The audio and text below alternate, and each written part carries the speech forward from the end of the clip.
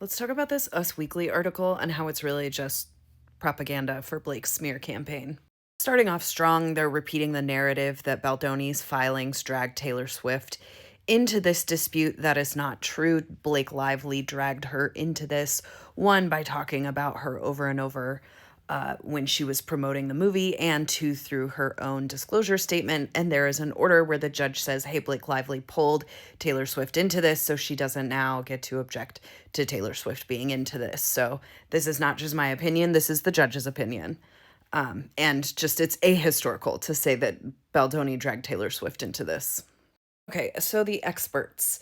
They start with this Trey Level. I'm so sorry, there should have been a trigger warning, but cover your drink around this man. Trey is a solo practitioner. Solo practitioners in litigation are a red flag. Litigation is a collaborative type of practice. And when you have a solo practitioner, you have somebody who's not discussing the moves they're making in litigation with other attorneys because there are no other attorneys around to have those discussions. And often I find that these are the most unhinged people. Now, he says he has 30 years of experience. That's great. I just, solo practitioners are the bane of my existence. Like, I'm so sorry that you can't work with other people, but like, do some transactional work because litigation is not for you. Lisa Bloom is the second expert. She does civil rights stuff, which is great. She seems to do really good work. She also didn't seem to read the docket. So very interesting that they chose a civil rights attorney. And I will say, you know, as any attorney, when you're a hammer, every nail needs to be hammered. And she's seeing this through the lens of somebody who does civil rights work. And, you know, they quote her saying, like, she is now only on the offense and he is only on the defense. Like, welcome to litigation? What the fuck? It's interesting that Bloom goes into all of this about losing credibility with the judge when Blake Lively's own complaint was shown to be using doctored texts, that she was making allegations that just straight up weren't true. And Bloom doesn't talk about any of that loss of credibility. She doesn't talk about the numerous sanctions motions that were filed that are a loss of credibility, especially if you do this, right? You know how rare sanctions motions actually are. So again, this reads like somebody who didn't actually read the docket, but is just being paid to say something. And again, Bloom comes in and says, Baldoni's bull in a China shop tactics. That is Gottlieb and Ezra Hudson with all their sanctions motions.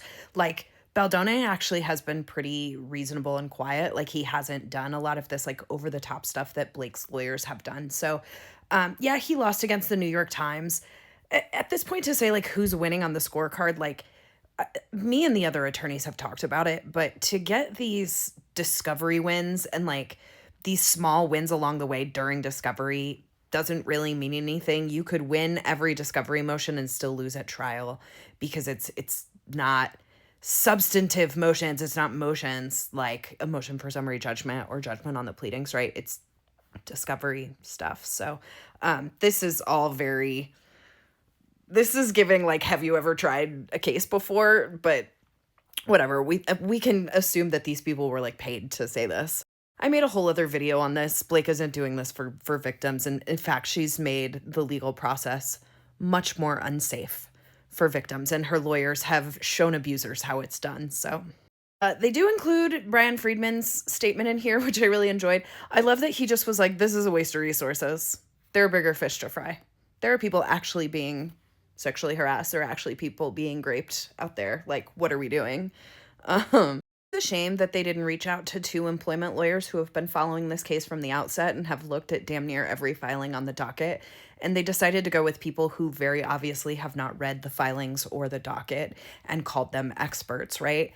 This was a huge miss. Like, instead of discussing what's actually happening in the legal case and educating people on how the legal process works or, like, what's been going on, they decided to just repeat ahistorical propaganda and PR lines in favor of Blake Lively. And then at the end threw in, like, a statement by Brian Friedman to be like, look, we were balanced, but we called in experts.